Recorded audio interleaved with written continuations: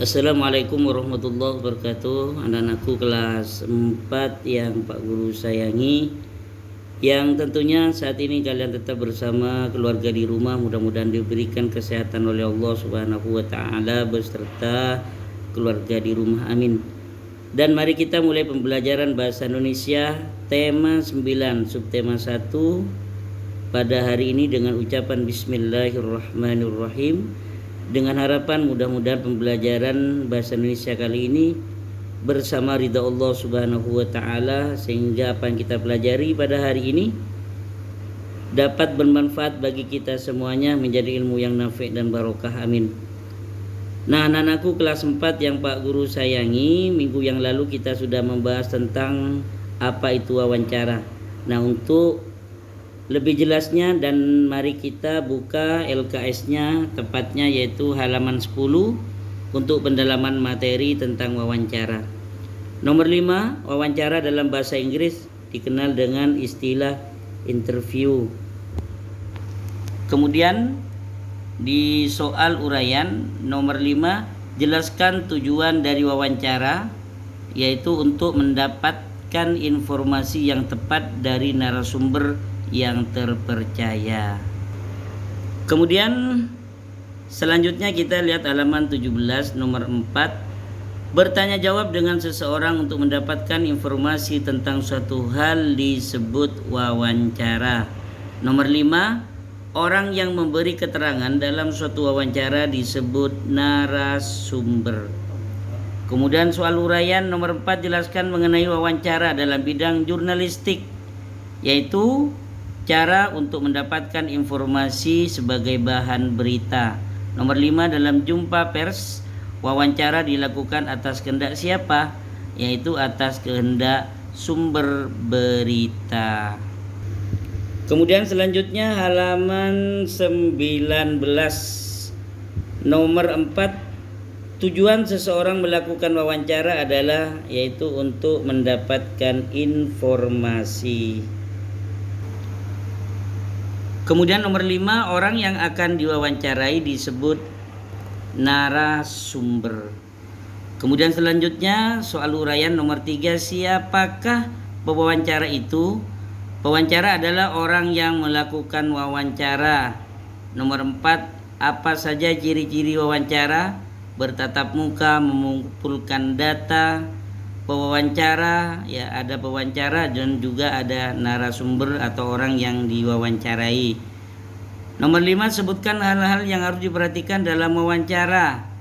Yang pertama yaitu membuat jadwal kegiatan wawancara dengan kesepakatan antara pewawancara dengan orang yang diwawancarai. Kemudian berikutnya mempersiapkan pertanyaan yang hendak akan diajukan kepada narasumber. Yang ketiga yaitu menyiapkan peralatan untuk wawancara berupa kamera atau juga berupa alat tulis. Kemudian selanjutnya melaksanakan wawancara sesuai dengan persiapan wawancara yang sudah direncanakan. Kemudian terakhir jangan lupa pewawancara harus mengucapkan terima kasih kepada narasumber. Kemudian selanjutnya kita lihat halaman 25.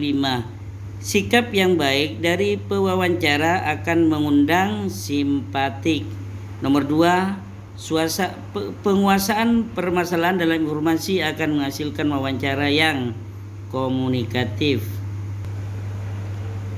Kemudian selanjutnya soal uraian dari mana informasi dapat diperoleh, yaitu dari membaca, menonton televisi, melihat ataupun dengan diperoleh dari wawancara. Nomor 2, sebutkan 3 bentuk wawancara.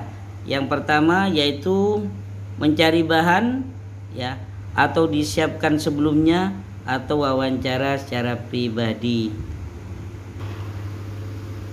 Kemudian selanjutnya kita lihat halaman 27. Pewawancara disebut sebagai interview. Pewawancara disebut interviewer. Jadi nomor 1 yang ditanyakan adalah pewawancara, bukan wawancara. Berarti kalau pewawancara disebut interviewer. Kemudian nomor 2, berikut yang termasuk ciri-ciri wawancara adalah, yaitu secara tatap muka. Selanjutnya nomor 3, sebelum melakukan wawancara kita harus menyiapkan pertanyaan. Nomor 4, orang yang mencari informasi dan berkedudukan sebagai penanya dalam wawancara disebut pewawancara. Nomor 5, Andi ingin mengetahui kondisi lingkungan sekitar narasumber. Pertanyaan yang disampaikan Andi adalah, bagaimana keadaan lingkungan sekitar Anda? Soal uraian, apa yang dimaksud dengan interviewer, yaitu pewawancara atau orang yang mengajukan pertanyaan dalam wawancara. Nomor 2, bagaimana cara melakukan wawancara? Yang pertama, menyampaikan sejumlah pertanyaan dari pewawancara kepada narasumber. Nomor 3, sebutkan apakah yang memberikan informasi kepada wawancara. Disebut apakah? Disebut narasumber atau orang yang diwawancarai. Kemudian nomor 4, jelaskan hal-hal yang mempengaruhi berhasil tidaknya wawancara.